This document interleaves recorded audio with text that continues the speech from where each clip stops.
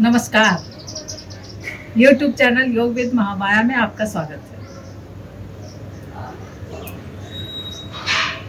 आज मैं आपको जोड़ों के दर्द के बारे में बताने वाली हूँ। तो जोड़ों के दर्द को कैसे आप दूर करें।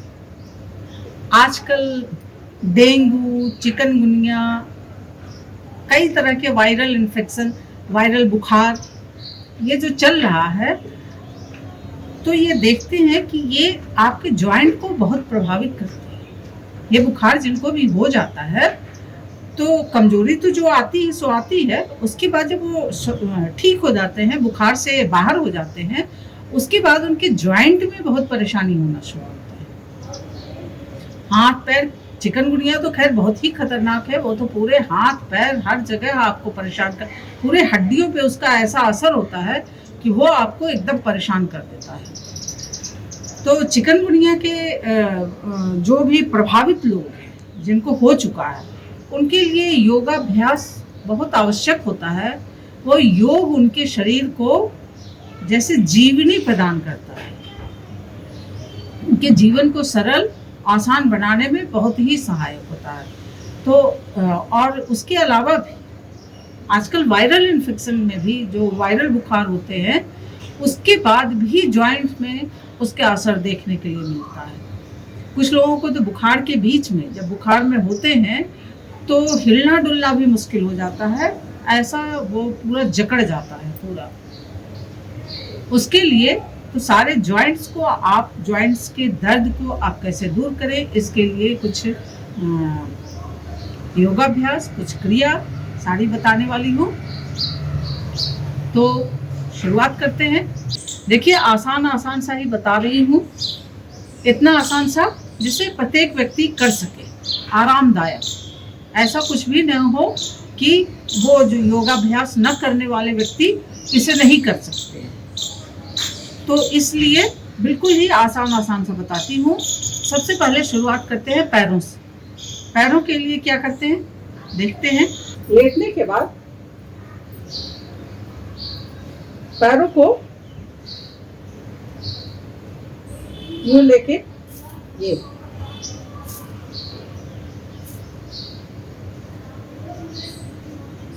बिस्तर पे लेटे लेटे की जाने वाला, या अगर आप पैरों को एक्टिव कर लेते हैं, ये आपके जॉइंट।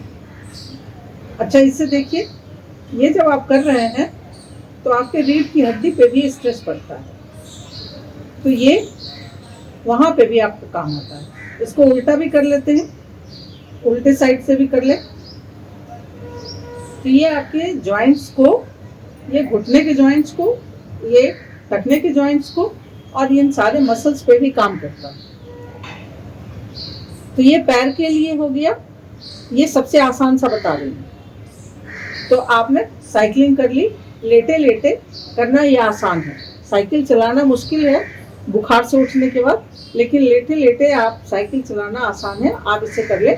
ये आपके पैर के सारे जो जॉइंट्स हैं उनको एक्टिव कर देगा। एक आसन है, ये आपने पद्मासन लगाया, ये देखिए पद्मासन लगाना यानी कि पैर को थोड़ा सा ऊपर कर ले, जैसे आप बैठते हैं नीचे, जैसे आप बिस्तर पे भी कर सकते हैं।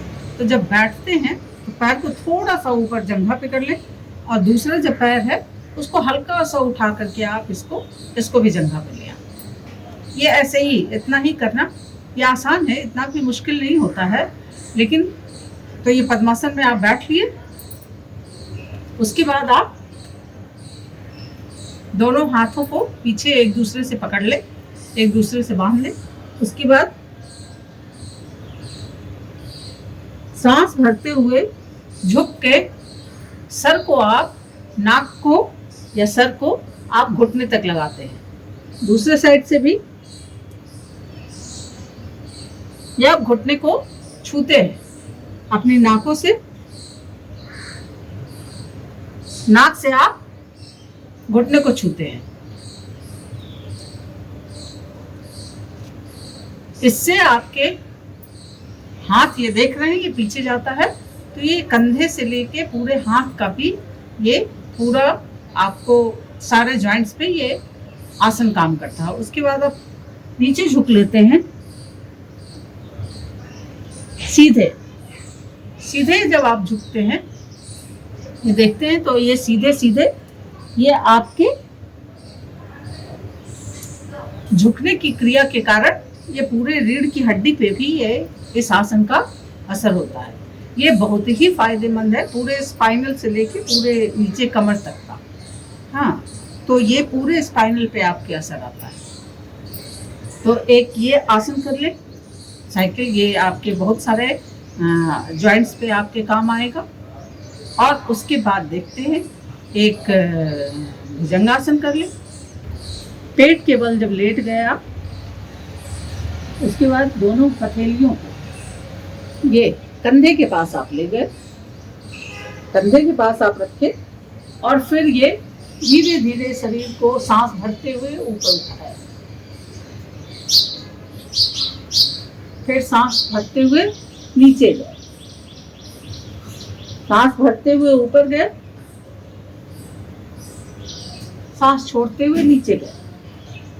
इस वक्त आप देख रहे हैं कि पूरे आपके हाथ जब आप ऐसे करते हैं तो पूरे हाथ के कंधे से लेके नीचे हथेलियों तक, उंगलियों तक ये पूरा स्ट्रेचिंग होता है, पूरा इसका प्रभाव पड़ता है। और फिर पीछे कमर से लेके गर्दन तक ये आसन, भुजंगासन, ये बहुत ही ज्यादा फायदेमंद होता है। पूरे के पूरे आपके पैर को केवल छोड़ दिया जाए तो पूरे जॉइंट्स को ये अकेले एक आसन एक्टिव रखता है और पूरे जॉइंट्स के लिए ये फायदेमंद होता है। कोई भी भुजंगासन अपने में मतलब पैर को छोड़ने के अतिरिक्त ये ऊपर पूरे हाथ के सारे जॉइंट्स, पूरे रीढ़ की हड्डी का गर्दन तक, वो पूरा का पूरा आपको उसके लिए बहुत ही ज़्यादा फायदेमंद होता है। पैरों के लिए अगर आपको लगे कि थोड़ा सा आप कर सकते हैं तो ये जानुशिरासन, ये पैर के लिए भी आपके बहुत फायदेमंद होता है। ये पाचन क्रिया के लिए बहुत फायदेमंद होता है। आप कहेंगे कि पैर को ऐसा करने से पाचन क्रिया का क्या मतलब है? तो पैर के जो ये आपके ये जो पोर्शन है, ये जितना मुलायम रहता है ये आपकी पाचन क्रिया ठीक रहती है। ये इसमें जहाँ कड़ापन आना शुरू हो जाए तो समझिए कि आपकी पाचन क्रिया खराब हो रही है। तो इसको आप ऐसे ऐसे भी कर सकते हैं, लेकिन अभी पैर के लिए तो एक पैर ऐसे कर लिया और उसके बाद दोनों हथेलियों को ऊपर ले जाके ऐसे खींचते हुए, यानी आप इस पोर्शन को खींचते हुए, पूरा ऊपर खींचते हुए, और उसके बाद आप झुकते हैं, पैरों को छूते हैं। तो इसको आप इस पैर से करते हैं, इस पैर से भी कर लीजिए। ये पैर के लिए भी बहुत फायदेमंद होता है और पाचन क्रिया के लिए भी बहुत ही फायदेमंद होता है। तो दूसरे पैर से भी देखते हैं ये कैसे करते हैं। वैसे ही स्ट्रेच कर लिया पूरा और ये झुके पूरा।